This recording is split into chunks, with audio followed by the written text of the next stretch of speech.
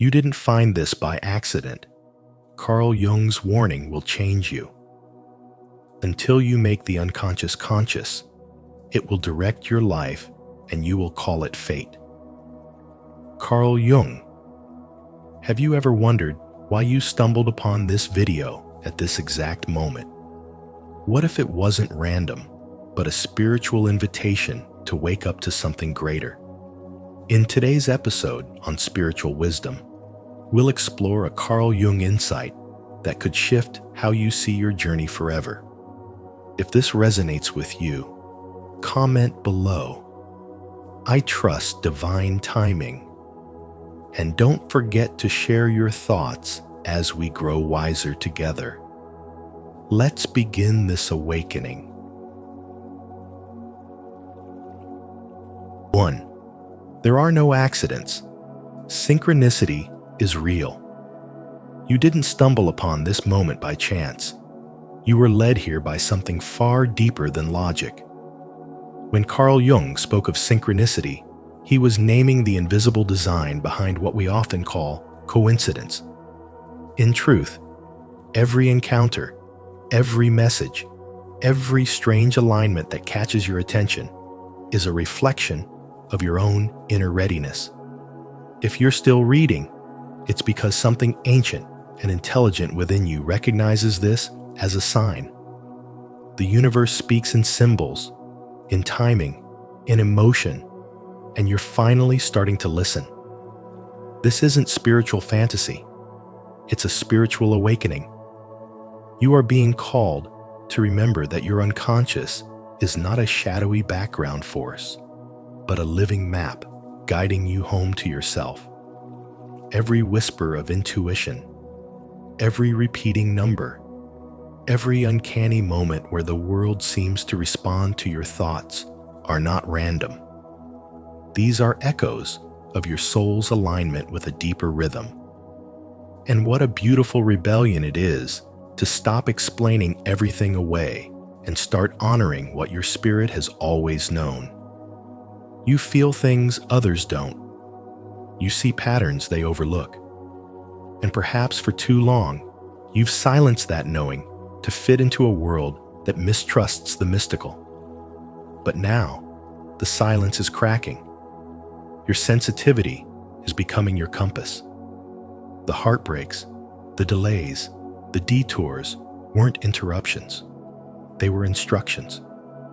What felt like chaos was actually calibration, preparing you to recognize what's real. You're not broken. You're remembering. This is what spirituality looks like when it's no longer a theory, but a lived experience, a mirror held up to your growth, your pain, and your potential. In a culture obsessed with proof, your journey is proof of something greater. Jung believed the psyche co-creates reality, and now you're beginning to see how your energy shifts your environment, how your beliefs shape your experiences, and how your spiritual wisdom is not a luxury, it's your lifeline. You're not chasing signs anymore. You are the sign. You are what happens when someone dares to see through the veil, to trust the whispers, to decode the cosmic poetry hidden in everyday life. And now that you've tasted this truth, you can't go back. You won't unsee what you've seen. You won't unfeel what has awakened in you. The only way forward is deeper. Because once you realize that nothing is accidental, every moment becomes sacred. Every encounter becomes meaningful. And every breath becomes part of the divine conversation you were always meant to hear. Have you ever experienced a moment so perfectly timed, it felt like the universe was speaking to you? If so, share your synchronicity story in the comments below so others can be inspired. If not, comment, "I believe in signs," and let's open the door to spiritual awakening together. 2. Small internal shifts spark quantum change. You're not just reading, you're transforming. As Carl Jung reminded us, there is no coming to consciousness without pain. But the awakening begins not with chaos, but with a flicker, a subtle shift inside. Right now, your heart is slowing, your breath deepening, and your awareness sharpening, not because of anything grand, but because your soul has recognized something important. This is the spark, the spiritual ignition point, where your energy quietly rearranges itself around truth. And the truth is, spirituality doesn't begin with retreats or rituals. It begins when you notice your own inner movements, when you realize that your discomfort isn't random, but a signal, a doorway, a quiet invitation to step into your next chapter. In this space of awareness, your entire field recalibrates. The rhythm of your nervous system slows because it trusts that you finally started to listen. That's spiritual development, not a destination, but a deepening, an inner stillness that holds space for radical change. No one else may notice, but you do. You notice that your body no longer tolerates what it once endured, that your spirit no longer settles for what used to feel familiar. You notice that the mask you wore no longer fits, and the person you've outgrown gently falls away.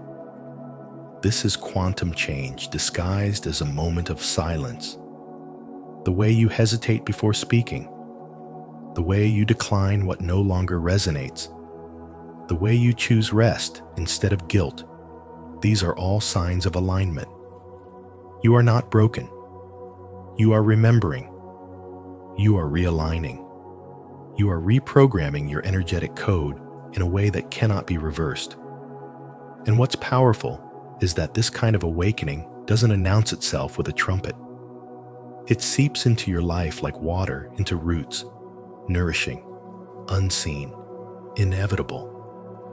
Every decision made in truth strengthens your vibration.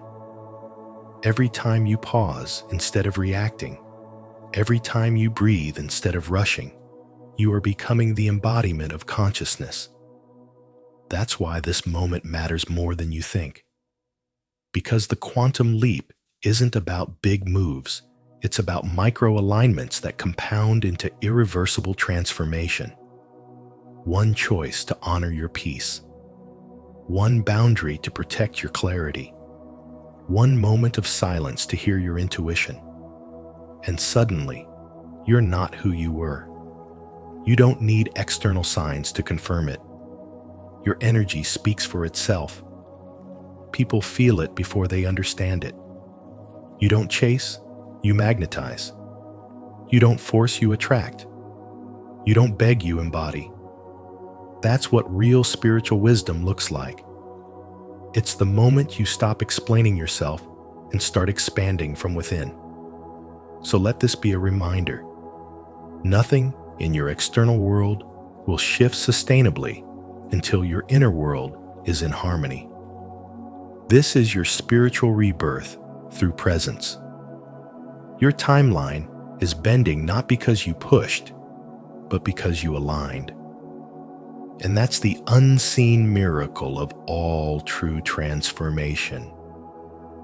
It begins with a breath, a whisper, a decision to trust the sacred intelligence of your becoming.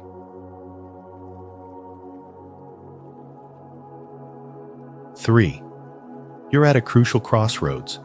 Conscious choice matters. Every decision you make is a seed. Some grow into liberation, others into limitation. Most people wait for signs, wait for permission, wait for the fear to disappear, but time won't wait, and neither will your calling. Carl Jung once said, "Your vision will become clear only when you can look into your own heart." Who looks outside, dreams. Who looks inside, awakes. If you're still waiting for the perfect moment, understand this. The delay is an illusion, a disguise for fear. What you think is waiting is actually choosing to let fear rule the moment. The truth is, you're already standing in the doorway. And life won't pull you through. You have to walk through it consciously. Right now, you're either feeding your dream or feeding your fear. There's no in between.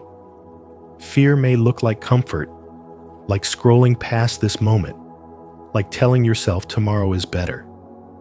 But fear starves your future while nourishing your past. Spiritual wisdom teaches us that transformation begins not when conditions are ideal, but when commitment is real. Your spiritual intelligence knows the difference.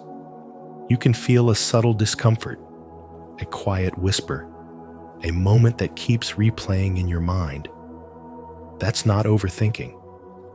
That's alignment trying to speak louder than your fear. The more you delay, the heavier your chains become. The past begins to calcify around your present, and the longer you stay stuck, the more you convince yourself that being stuck is safe. But Jung warned us that people will do anything, no matter how absurd, to avoid facing their own soul. You've done the hiding. You've done the doubting. Now you're being asked to choose differently, not loudly, but clearly. Not impulsively, but intentionally. Because your future self isn't born from wishful thinking. It's forged through conscious movement. One step, one act, one moment where you stop feeding the fear and start feeding the fire. This moment is your mirror. You didn't find this by accident. Something in you is ready. And readiness doesn't feel like confidence. It feels like truth, rising in your chest, trembling in your hands, daring you to move. Your spiritual awakening doesn't come in lightning. It comes in clarity, in the realization that no one else is coming to save you. No sign will mean more than your decision. No time will ever be more sacred than now. Because the intelligent soul learns that destiny is a decision made in silence and honored in action. If you know deep down that you're standing at a crucial crossroads in life, don't scroll away. Like, subscribe, and share your thoughts in the comments below. Let's choose this path of conscious awakening together. 4. Your brain lies to protect you, but it also blocks growth. Your brain, designed to protect you, has quietly become your greatest obstacle. That voice inside your head that whispers, "Don't do it, play it safe, what if you fail?" is not your truth. It is the echo of childhood wounds, shame from past mistakes, and the invisible hand of societal conditioning pressing you into conformity. It poses as logic, but it is fear. It sounds like intelligence, but it is a survival instinct trapped in an old script. And while it once kept you safe, now it keeps you small. Carl Jung warned us, until you make the unconscious conscious, it will direct your life and you will call it fate. The voice of the inner critic is not fate, it's programming. And every time you listen without questioning it, you surrender your freedom to become who you were meant to be. The modern world feeds this illusion.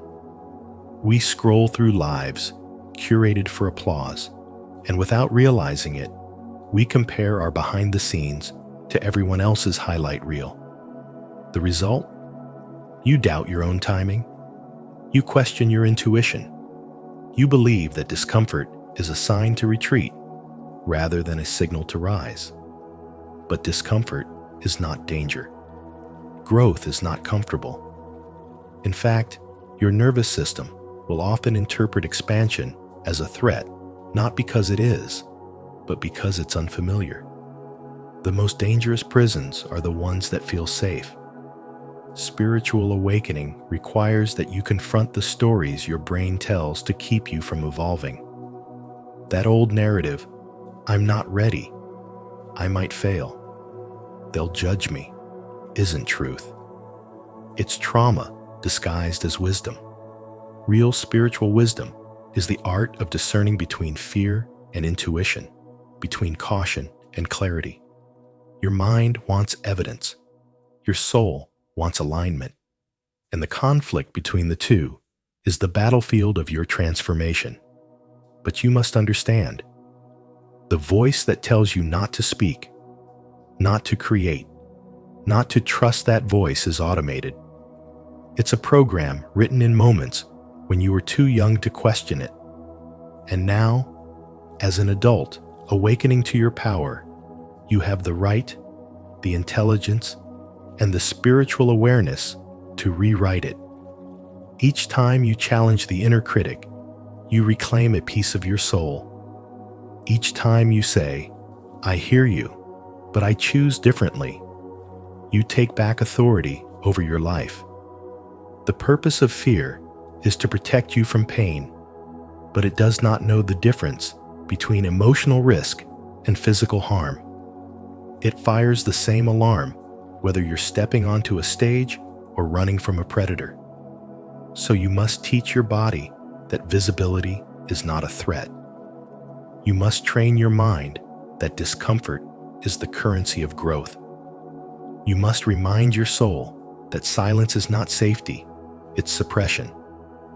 The longer you delay your truth to avoid rejection, the more you abandon the self that longs to emerge.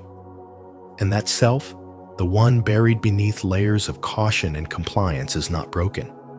It is waiting for you to override the noise, interrupt the pattern, and walk through the fear with eyes open and heart intact.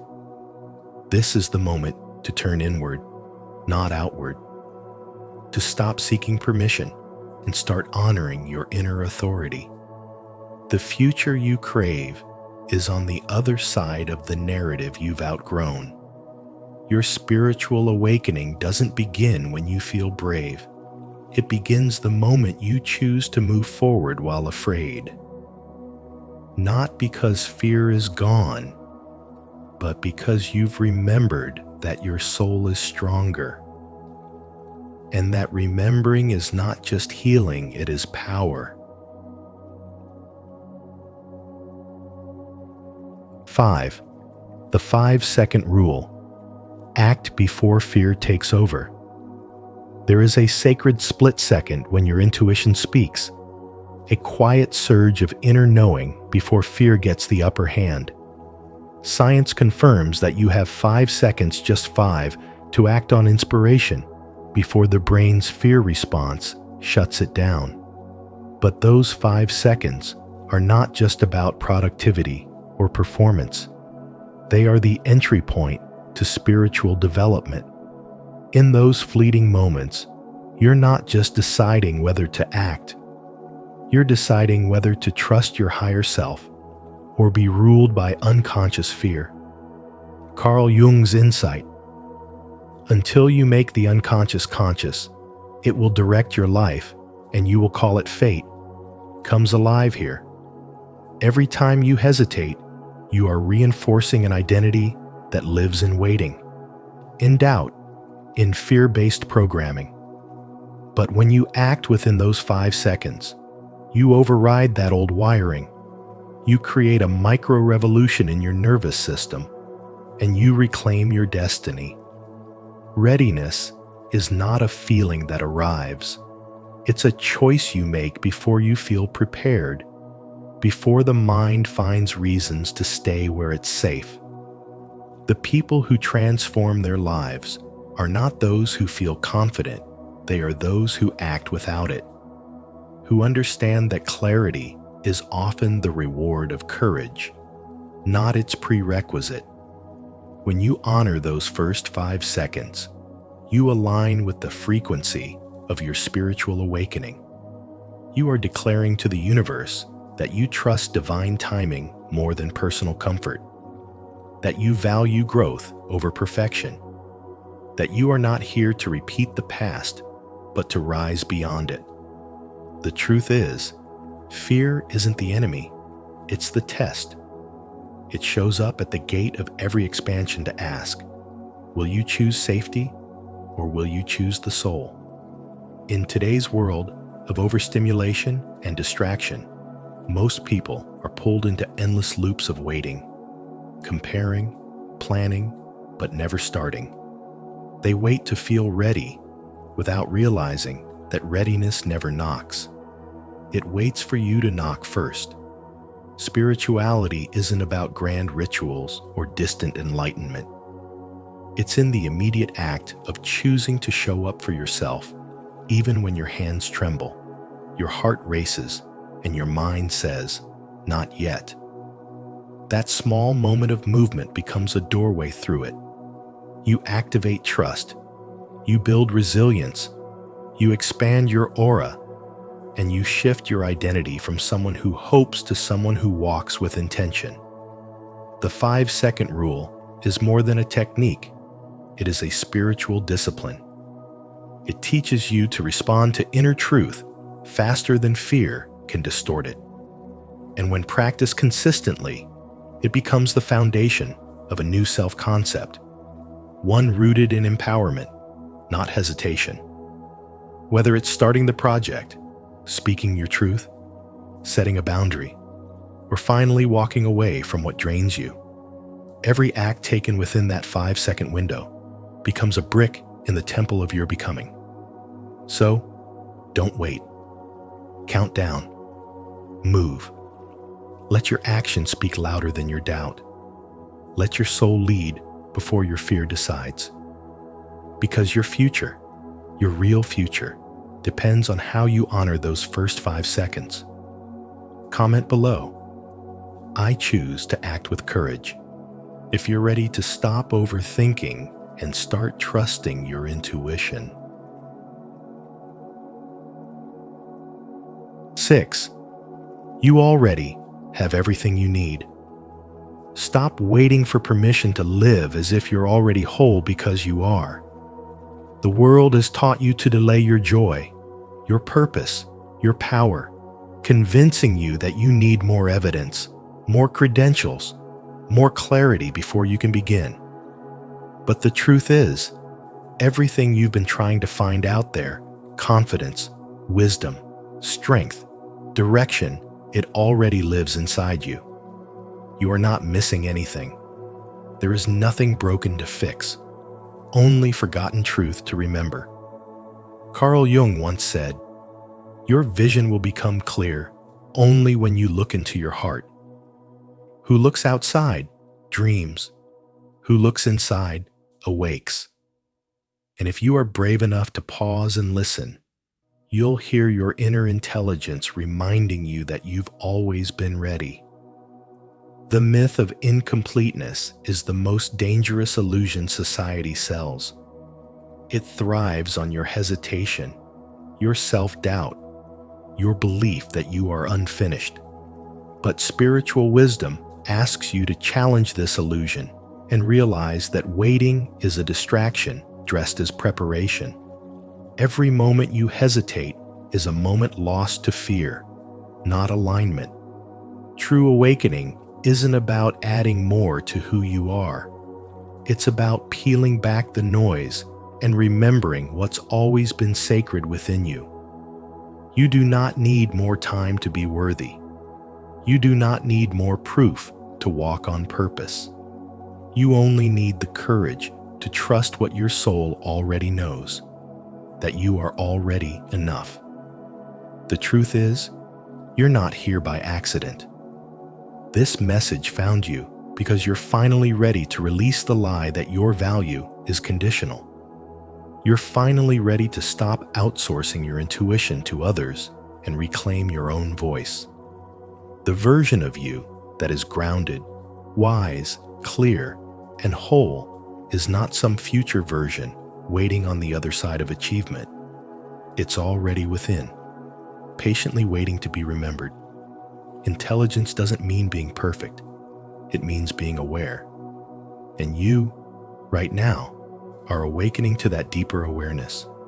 Spiritual awakening is not loud. It's quiet, but powerful. It's that subtle shift when you stop reaching and start receiving. Not because you're giving up, but because you finally come home to yourself. You are not running out of time. You are not falling behind. You are not unprepared. You are the answer you've been looking for. The more you strip away the roles and stories that don't belong to you, the more you realize that your wholeness was never missing. It was only hidden beneath layers of conditioning. As Carl Jung reminded us, the greatest privilege of a lifetime is to become who you truly are. And to become doesn't require you to change, but to remember. Everything begins the moment you decide that you no longer need to become anything more because you already are. 7. Potential isn't found. It's awakened through action. Your potential isn't something you wait to find. It's something you ignite through movement. Carl Jung once said, "You are what you do, not what you say you'll do." And that truth remains the spiritual code so many overlook. The universe doesn't reward hesitation. It mirrors momentum.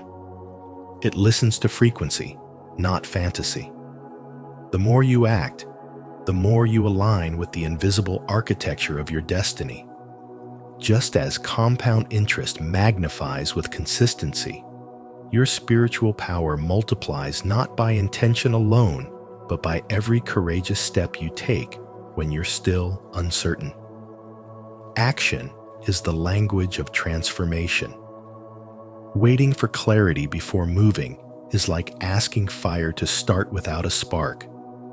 In the world of spiritual awakening, intelligence means learning by doing, not delaying.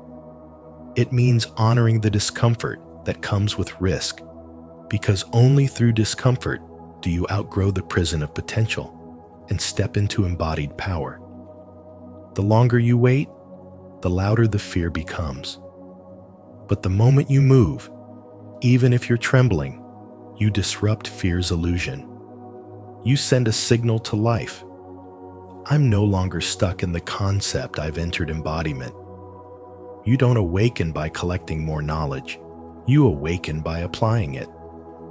Wisdom without movement is spiritual paralysis. When you take action before you're ready, you're not being reckless, you're being real. Spirituality isn't a perfect plan. It's a living energy. It's you deciding that small, aligned steps are more powerful than big, delayed dreams. The universe isn't looking for your perfection. It's responding to your participation. Each time you show up for yourself, no matter how messy or quiet it seems, you compound a new future. Jung warned us, what you don't bring to consciousness will control you. And nothing reveals the unconscious faster than the mirror of movement. Every action unearths an aspect of your shadow or your strength. Every decision activates a deeper truth within you. Breakthrough doesn't ask for permission. It demands presence. Perfection is a trap dressed as preparation. The more you wait, the more you convince yourself you're not ready. But readiness is a lie. Movement is the truth. So when you feel that stirring, that internal nudge pulling you forward, it's not random. It's your spiritual DNA waking up. It's the universe whispering, "Let's go." When you act on that whisper, the entire field of possibility rearranges itself around your boldness. That is the nature of intelligent spiritual wisdom. It doesn't just want you to believe in your power, it wants you to prove it to yourself through action. Leave a like, subscribe to Spiritual Wisdom, and hit the notification bell so you never miss powerful insights like this. Your potential is already within you. Action is how you awaken it. Comment below, "I deserve to live a financially prosperous life," if you're ready to embody that truth. 8. Your future self is counting on you. Your future self is counting on the decisions you make in this exact moment. Every time you hesitate, delay, or choose fear over growth, you create a future that is smaller than your potential. But when you choose boldness, even in uncertainty, you align with your spiritual path, and something within you begins to awaken. This is not just about success in the outer world. It's about honoring your soul's agreement to evolve. Spirituality is not just a concept. It's a practice of presence, of listening to the subtle voice that whispers, "You're meant for more." Carl Jung warned us that until you make the unconscious conscious, it will direct your life and you will call it fate. Right now, you are being invited to make a conscious choice to step into your deeper identity, to leave behind the version of you that kept settling for less, and to rise with the spiritual wisdom that has always lived inside you. There will be resistance. Your old self will try to pull you back into patterns of comfort, avoidance, or overthinking.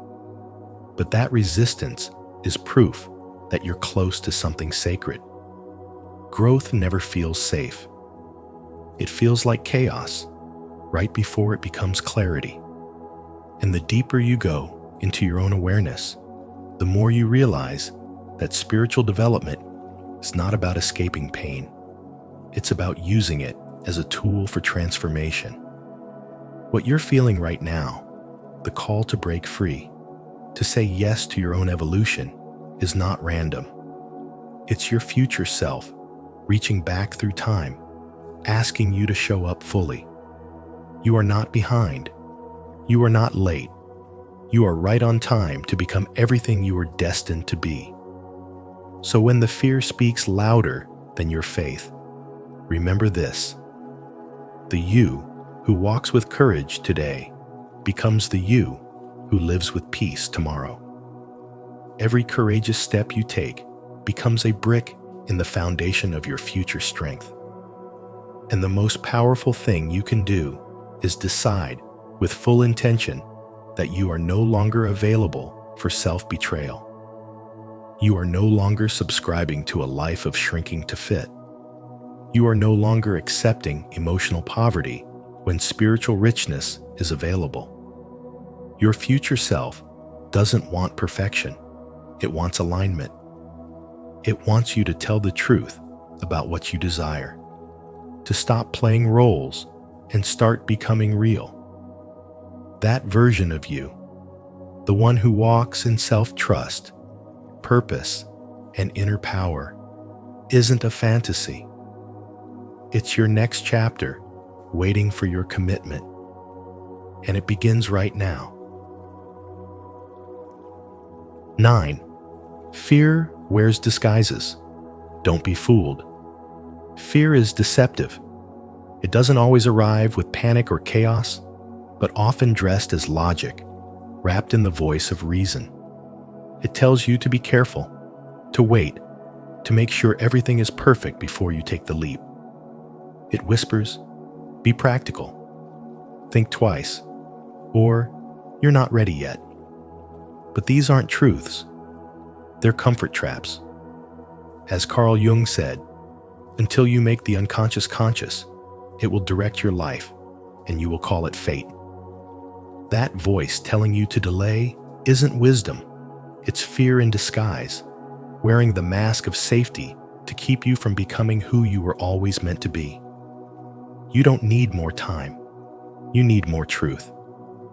And that truth is this: readiness is a myth. Courage is the real beginning. Spiritual intelligence doesn't wait for clarity. It creates it. Confidence is not the starting point. It's the outcome of bold action taken despite fear. The moment you move forward with a trembling heart, The universe meets you with strength you didn't know you had. Most people wait their whole lives to feel ready, never realizing that readiness is born through doing, not waiting. This is the spiritual awakening, seeing fear not as an enemy, but as a gatekeeper to transformation. It's about realizing that fear will always offer the easy way out, but the path to wisdom demands presence, awareness, and brave choice. When you listen to fear, you shrink. When you act in spite of fear, you grow. This is how your shadow becomes your teacher and how your inner light returns. Every time you choose fear's advice, you delay your evolution. But when you name it, when you say, "This is fear trying to protect my old self," you take back your power. That's not just psychological insight. It's spiritual wisdom in action. You didn't stumble on this message by accident. You're here because a part of you is done being ruled by hesitation. A part of you is hungry to embody the higher self who walks with purpose, not permission. The intelligent soul knows that transformation doesn't come in comfort. It comes in the friction between who you were and who you're becoming. So don't wait for the fear to disappear. Walk through it. Don't wait to feel brave.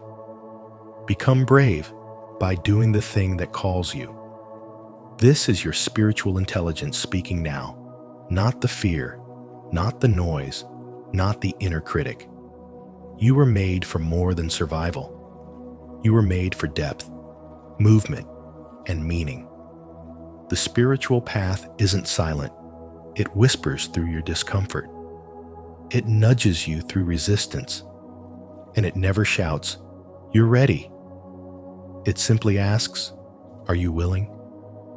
If you're willing, then the shift has already begun. Not because you have no fear, but because you are no longer fooled by its disguise. To affirm your courage in seeing through fear's disguise, type "I walk boldly" in the comments. And if this message speaks to your spiritual awakening, don't forget to like, subscribe, and turn on the notification bell so you never miss another moment of clarity. 10. You are meant for more, but you must choose it. You're not broken. You're powerful. But power is not passive. It demands activation. The universe doesn't hand you a destiny fully formed. It whispers invitations and waits for your response. Carl Jung once said, "Who looks outside, dreams. Who looks inside, awakes." That awakening is not something you stumble into. It's something you choose with every bold decision, every moment you refuse to play small, every time you reject the lie that you're not enough. Spiritual awakening is not a peak moment of enlightenment. It's the daily act of aligning your choices with your inner truth. In a world addicted to noise, distraction, and shallow validation, choosing presence, purpose, and personal evolution is a radical form of intelligence. There's a sacred discomfort in knowing you were meant for more, but still living in patterns that keep you less. That tension you feel, that quiet restlessness in your chest, that's your soul knocking. Not for more success or applause, but for authenticity, freedom, and the courage to embody your spiritual wisdom. The lie is that you have to be perfect before you begin. The truth is, your purpose activates the moment you stop waiting and start showing up. Stop rehearsing your greatness. Step into it. You don't need another sign. This is it. The world doesn't need more perfection. It needs more light. Your light. And light, by nature, was never meant to be hidden or dimmed. When you play small, you don't just deny yourself. You deny the people who were destined to rise from your radiance. Spirituality is not about escaping life's chaos. It's about meeting it with clarity, direction, and depth. Awakening is a gritty process. It's burning away false identities, outdated stories, and inherited fear. It's recognizing that comfort zones are silent killers of dreams. Choosing growth means choosing discomfort again and again. But that discomfort is sacred. It means you're expanding. And expansion is proof of life. Real intelligence isn't how much you know. It's how much truth you're willing to embody. You've always had the spark. You've always had the calling. What you need now is the courage to say yes to it, even when no one claps, even when it's terrifying, even when your voice shakes. There is no right moment. There is only now. Every second you delay your power is a second your soul waits in silence. The question is not, are you ready? The question is, are you willing? Because readiness is a myth, but willingness, that's the gate. And once you walk through, you realize the life you were always searching for was never out there. It's here, within you, in this breath, in this choice, in this sacred act of choosing to rise. If this message found you at just the right moment, trust that it was never random. It was your soul responding to a deeper truth. Carl Jung once said, "Until you make the unconscious conscious, it will direct your life and you will call it fate." Let this be the moment you wake up to the signs, trust the synchronicity, and begin living with intention. If this resonated with you, don't forget to like this video, share it with someone who needs to hear it, and subscribe to Spiritual Wisdom for more content that guides your spiritual awakening. Turn on the notification bell so you never miss a moment of clarity that could change your path forever. Your journey is just beginning.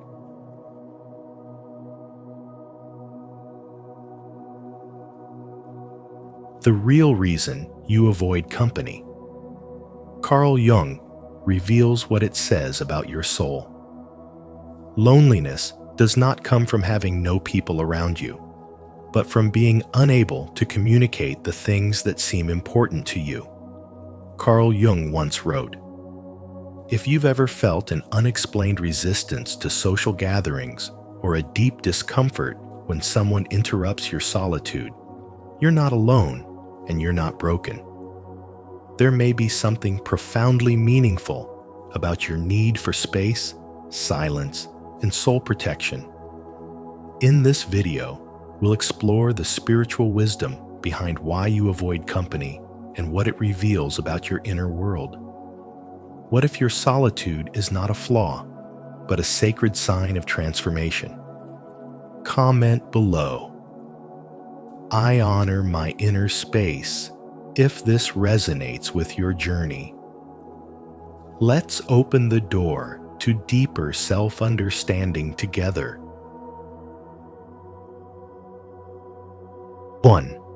It's not rudeness, it's energy sensitivity. Avoiding visitors doesn't make you antisocial. It reveals an evolved sensitivity to energy, a kind of intuitive intelligence that few understand. When someone steps into your space uninvited, it's not just a physical intrusion, it's an energetic disruption. You don't simply hear their words. You feel their presence, their unresolved emotions, their projections. For someone undergoing a spiritual awakening, this isn't just tiring, it's overwhelming. Carl Jung taught us that the unconscious speaks through symbols, reactions, and patterns, and one of the clearest signs of deep inner work is the soul's craving for silence. The less noise you tolerate, the more peace you are protecting. This isn't rudeness, it's alignment. And while the world may try to label your solitude as withdrawal, in truth, it's expansion.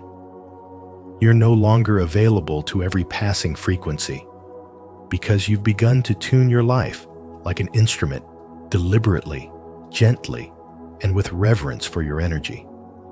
In a society that equates kindness with constant availability, it takes spiritual courage to set boundaries. But here's the truth. Saying no to the world often means saying yes to your soul. You've grown past the need to entertain empty chatter, past the compulsion to fill space with company just to avoid stillness. The discomfort you feel around others isn't judgment, it's discernment. You notice the emotional masks, the hidden motives, the unconscious attempts to siphon your energy. This level of sensitivity is not a weakness. It is the evolution of perception. When your nervous system starts resisting social interaction, it's not a defect, it's a divine signal to retreat and restore. In that sacred solitude, your spirit recalibrates, your truth becomes louder, and your intuition sharpens. You are no longer afraid of being alone because you finally realize you are not alone. You are in communion with your higher self, your spiritual wisdom, and your inner light. The more spiritually awake you become, the more you understand that presence is sacred currency. You no longer spend it carelessly. You begin to notice that being around certain people feels like work, like managing, translating, absorbing, filtering. And when the cost outweighs the connection, your soul opts out. That isn't bitterness, it's clarity. You don't avoid company because you hate people. You avoid company because you've outgrown surface-level connections.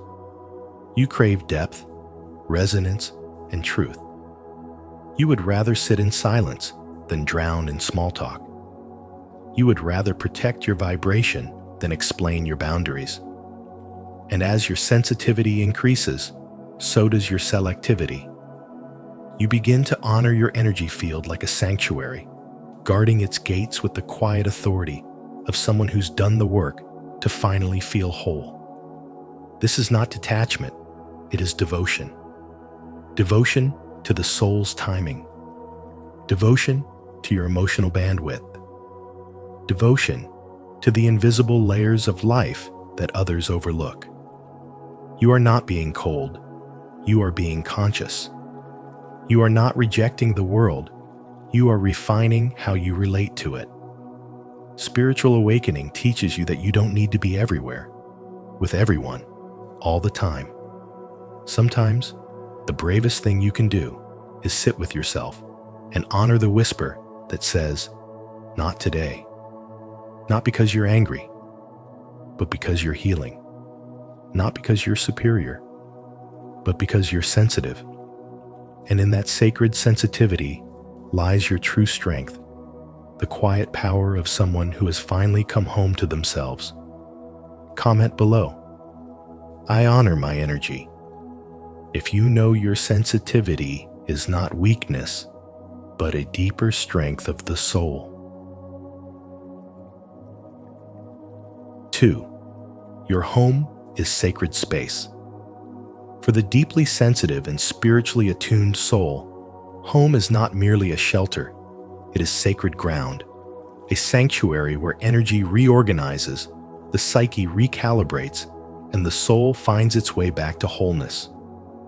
When someone knocks at the door or asks to visit, it may trigger more than a simple inconvenience. It may awaken a deep, internal resistance. This isn't about disliking people or being antisocial. It's about the subtle, often invisible impact that external energy has on your inner sanctuary. According to Carl Jung, this discomfort often reflects a clash between your authentic self and the persona you must wear when others are present. Every time you allow someone into your space, You are forced, often unconsciously, to step out of your intuitive rhythm and into performance mode. This shift fractures your alignment, and for those walking the path of spiritual development, that fracture feels like spiritual dissonance. Your home is not just a space you inhabit. It is the outer expression of your inner world. It's where silence speaks louder than words, where your spirit stretches and breathes, where your nervous system finds its rhythm again. Every item in your home is infused with emotional memory. Every corner tuned to your energetic frequency. And when someone enters this space, no matter how kindly, their presence ripples through your energetic field, often in ways neither of you can fully name. This isn't about drama or overreaction. It's about energetic truth. If you've ever felt the need to tidy up your emotions before opening the door, or sensed yourself wearing a smile that doesn't quite reach your soul, that's not you being rude. That's your spirit defending its sanctuary. In a society that praises extroversion and endless accessibility, this can feel isolating. But Jung reminds us that individuation, true self-realization, requires solitude, stillness, and inner listening. There's a reason why social noise has started to feel unbearable. It's not because you're cold or distant. It's because surface-level interactions no longer nourish you. You've outgrown conversations that skate across the surface of life. You crave resonance, not chatter. You yearn for presence, not performance. When you say no to company, you're not rejecting others. You're protecting your process. Spirituality isn't always found in temples or texts. Sometimes it's found in the way you honor your need for quiet. This phase of your life might require fewer visitors and more inner visits. It might look like long afternoons in silence, early nights with your thoughts, and mornings where you wake without the pressure of external demand. This is not regression. This is sacred progress. You are building spiritual muscle, refining your intuition, and preparing your inner space for deeper truths to emerge. So if you've felt the urge to avoid company, if your soul recoils at the idea of hosting, if even a text message asking, "Can I come over?"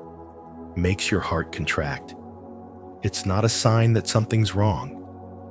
It's a sign that something sacred is taking place. You are stepping into energetic alignment, where peace is prioritized over performance, where stillness becomes strategy, and where your home, your truest inner home, is finally being honored as the temple it always was. Let that be your truth, your boundary, and your blessing.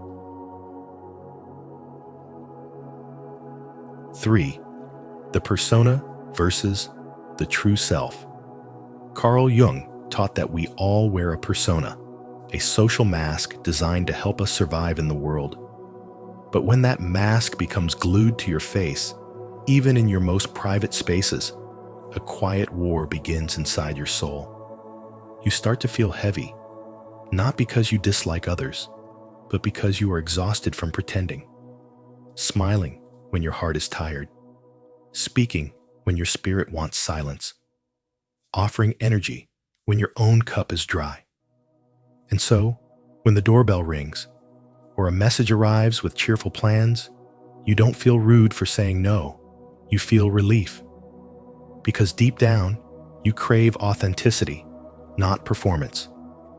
This reaction isn't coldness, it's wisdom. It's the beginning of a spiritual awakening, where your deeper intelligence tells you, you no longer have to prove your goodness through social pleasantries. You just have to be real. Jung believed that the soul becomes restless when it is denied its truth. When your home becomes just another stage for performance, your subconscious revolts. You begin to feel irritated at small talk, emotionally depleted by surface-level conversations, and overwhelmed by the noise of company. Not because you're broken, but because your soul is healing. Your nervous system is no longer willing to tolerate environments where it cannot breathe freely. What others might label as antisocial is, in fact, a sacred boundary. A boundary that whispers, "Not everyone deserves access to my energy." This is not arrogance. It is alignment. It is a sign that your spiritual intelligence is sharpening, guiding you inward where your true self waits. Not loud, not demanding, just quietly present. There is a powerful difference between being alone and being at peace. And that difference is everything. You begin to realize that not all company is nourishing, not all conversations are meaningful, and not all presence is safe. You become aware that some interactions require you to shrink, to mask, to perform, and something inside you now refuses to go back to that version of you. You would rather be misunderstood in your truth than celebrated in your disguise. That choice, however small, marks the return to yourself. It is a quiet rebellion against superficial connection, a brave refusal to betray your own energy just to make others comfortable. Jung once said, "The privilege of a lifetime is to become who you truly are." And sometimes, becoming that person means canceling plans, protecting your space, and letting go of guilt. Because your peace is no longer negotiable. You are not here to entertain. You are here to evolve. And those who are meant to walk with you will honor the silence, not just the sound. When you no longer force yourself into social masks, you start to experience a strange kind of freedom, a return to wholeness. In that space, solitude is not loneliness. It's spiritual wisdom in motion. It's your soul finally exhaling. If this insight about the persona and the true self spoke to you, be sure to like, subscribe, and share your reflections in the comments below. Let's uncover secret number 4 together. 4. The shadow gets triggered. Visitors may unknowingly awaken the deepest parts of you, not by what they say, but by what they stir within. That uneasy feeling you sense when someone enters your presence is often the shadow rising, the unconscious container of suppressed fears, forgotten memories, and traits you would rather not face. Carl Jung reminds us that everything that irritates us about others can lead us to an understanding of ourselves. And this is precisely what happens when company makes you restless. Their laughter may echo a childhood wound. Their confidence may remind you of your insecurities, or their very energy may press against the silence you protect so dearly. What seems like discomfort with others is often the mirror of your unhealed self being held right before your eyes.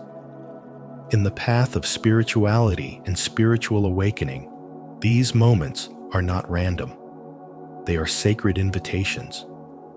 The shadow reacts whenever it is touched, and the people around you often become the catalysts. You may feel as though your sanctuary has been invaded, but what has truly been entered is your unconscious. Every irritation, every sudden resistance is a signal pointing to something within that still longs for integration. To resist this truth is to miss the chance to grow. To embrace it is to turn discomfort into wisdom. Modern life, filled with constant interactions and noisy environments, makes this awareness more essential than ever. For those who are awakening spiritually, sensitivity is heightened, and what once felt tolerable now feels unbearable until it is acknowledged and healed. Each person who unsettles you is, in reality, a teacher in disguise. They hand you the key to a locked room inside yourself, and whether you choose to open it or not determines how much you evolve. When you choose to lean into the discomfort instead of avoiding it, you discover that the uneasiness is not your enemy, but your guide. Journaling about what rises up, meditating on the sensations, or sitting with the emotion until it reveals its lesson allows the unconscious to become conscious. This is how the shadow loses its power, by being brought into the light of awareness. And through this process, even an uncomfortable visit becomes part of your spiritual wisdom, a reminder that growth is not found only in peace, but also in the places that challenge you. To avoid company, then, is not always about rejecting others. Often, it is about being called to face yourself more deeply. The real reason the presence of another unsettles you is because your soul is asking you to heal, to integrate, and to awaken. When you honor this truth, solitude no longer feels like an escape, but a sanctuary of preparation. And interaction no longer feels like an intrusion, but a mirror, guiding you toward wholeness. 5. The need to withdraw is the soul calling. What may appear to others as withdrawal is in truth the sacred beginning of individuation, the process Carl Jung described as becoming your authentic self. When your soul calls for solitude, it is not a retreat from life, but a deeper step into it, the urge to step away from company. To close the door and protect your silence is not rejection of the world. It is an invitation from within to reflect, to heal, and to grow. This discomfort you feel is not a flaw, but a psychological necessity, a signal from the psyche that profound inner transformation is unfolding. In those quiet spaces, away from the constant expectations of others, you are able to meet yourself without distraction, and it is there that your true essence slowly begins to rise. Jung believed that when the external world overwhelms you, the inner world intervenes, urging you to retreat so that your spiritual development may continue its natural course. You are not turning away from others out of disdain. Rather, you are turning toward your own soul to hear its wisdom more clearly. Think of the moments when solitude brought you the clarity no conversation ever could. That is the soul's intelligence at work, guiding you gently back to your center. Just as a seed must rest in darkness before breaking through the soil into light, your spirit requires periods of stillness before it can reveal its full strength. In the realm of spirituality, these moments of withdrawal are not empty. They are fertile ground for awakening. Society often praises endless activity and constant connection. Yet true alignment comes only when you learn to honor both engagement and retreat. Without solitude, it becomes difficult to distinguish your own voice from the noise of others.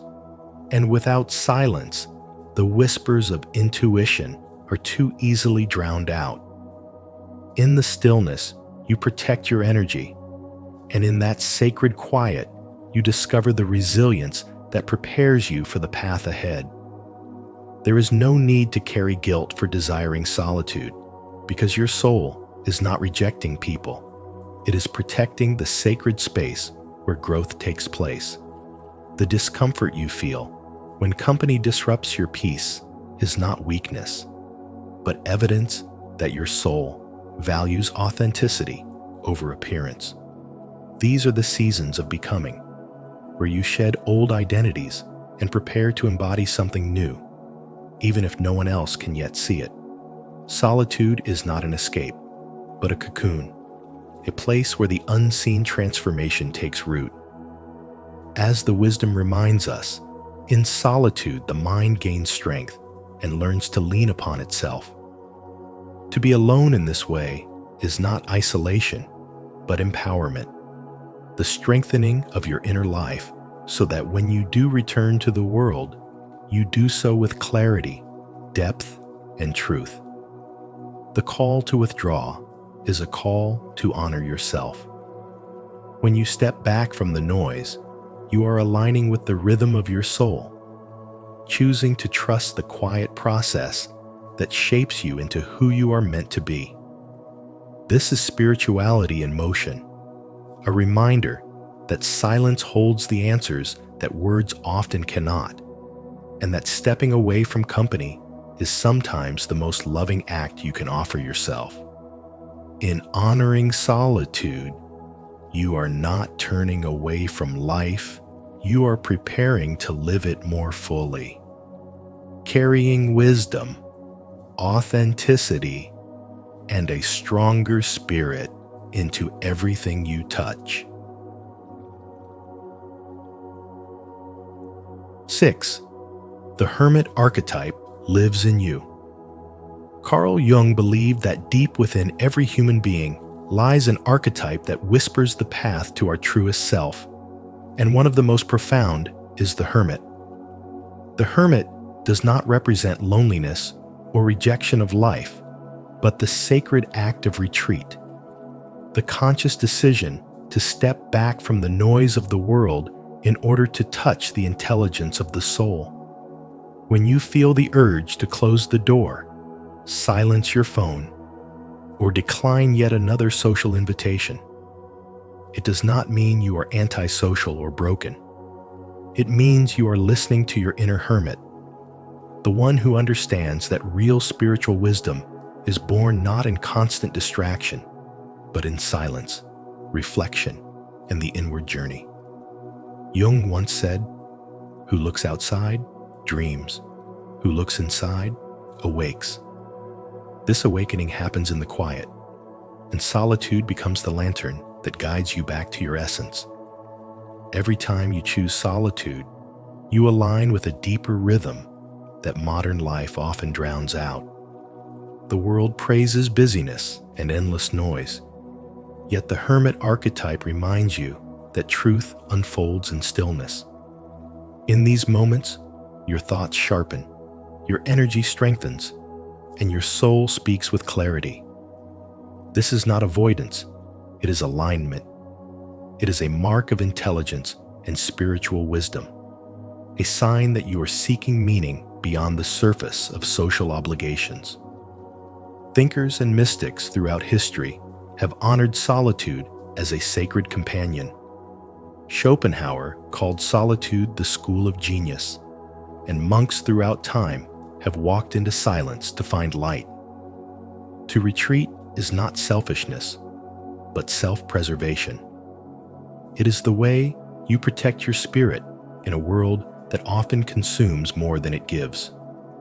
Carl Jung understood that those who embody the hermit archetype are not rejecting humanity, but carrying the responsibility of awakening. He wrote, "The privilege of a lifetime is to become who you truly are. Solitude is the privilege that allows you to remember yourself without distortion, to rebuild your inner strength, and to prepare your light for the world." The hermit carries a lantern in the tarot, not to hide in darkness, but to illuminate the path with wisdom he found in silence. Your choice to avoid company at times is not weakness, but a spiritual awakening, proof that your soul is guiding you toward depth and authenticity. By honoring this inner call, you discover that solitude is not emptiness, it is fullness, a sacred pause that transforms your presence and allows you to return to others with clarity, strength, and light. 7. Boundaries are not selfish. They're sacred. Saying no to visits, canceling plans, or choosing solitude is not an act of selfishness, but an act of deep self-respect, a sacred form of soul care that honors your spiritual awakening. Carl Jung once said, "The privilege of a lifetime is to become who you truly are." And part of that becoming is protecting your energy so that when you return to the world, you show up with authenticity and presence. Boundaries are not barriers to love, but channels through which love flows more purely, because they teach you to give from fullness rather than from depletion. In a world where people constantly measure worth by how busy or available they are, the courage to say no becomes an affirmation that your soul's rhythm matters, that your inner world deserves protection, and that silence is as essential as speech. When you draw boundaries, you are not turning your back on life. You are stepping into alignment with it. Solitude nourishes your roots the way stillness nourishes the ocean's depth, and in that quiet, you gather strength to engage with others in a way that is more intentional and alive. Spirituality is not about endless connection, but about sacred timing, about knowing when to retreat so you can return with wisdom. Saying no is not rejection. It is making space for a wholehearted yes later, when your energy is centered and your heart is ready to give without resentment. Jung reminds us that the soul needs cycles of retreat and renewal, and when you honor these cycles, you become more whole, radiant, and unshakable. In modern life, boundaries are easily misunderstood. People may accuse you of being distant, aloof, or antisocial, but in truth, you are practicing one of the highest forms of spiritual wisdom. To step back is to listen to the subtle whispers of your soul, to recharge the unseen batteries that sustain your clarity, creativity, and love. Alone time is not loneliness. It is where intelligence deepens and self-knowledge takes root. Jung himself wrote, "Solitude is for me a fount of healing which makes my life worth living." And this solitude, far from isolating you, prepares you to meet others with a rare aura of calm strength.